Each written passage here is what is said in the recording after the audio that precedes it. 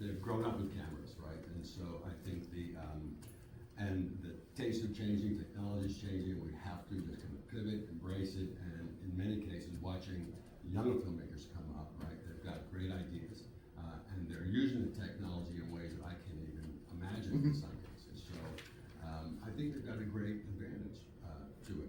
In order, way back in the 60s, if you wanted to watch the shower scene in Psycho, you had to sit in the fucking theater for 15 or 16 screenings.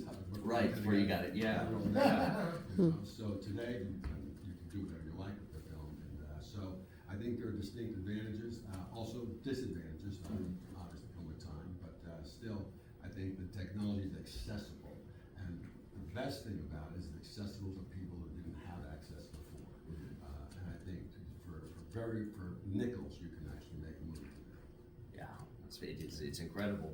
Nick, how has technology affected what you've done? You've been working the last 10 or 15 years, and Breakwater has made so many movies, and cameras have gotten smaller, networks have gotten faster, dynamic range has expanded. Has technology affected the way you make and tell your stories at all, or is it still?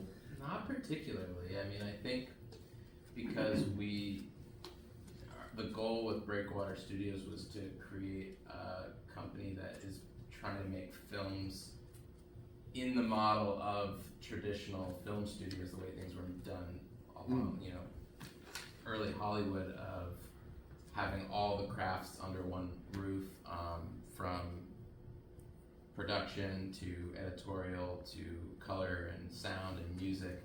All of that happens at Breakwater Studios, and it's all this high craft emphasis and approach.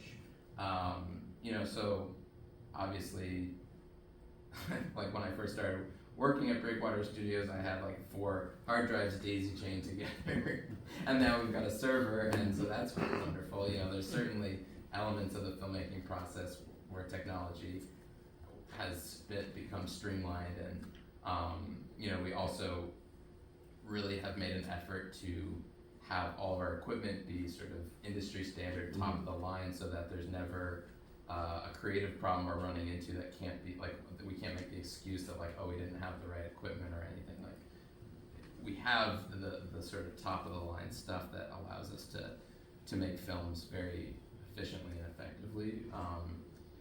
But at the end of the day, it really comes down to storytelling, which, it doesn't really require any technology. It's just a matter of, and especially with documentary editing, you're basically writing. So coming into it with understanding the story that you want to tell, understanding the story that the storyteller is giving you, and being able to put those pieces in line. It's whether you're doing it on like a film flatbed or you're doing it in an NLE editing software.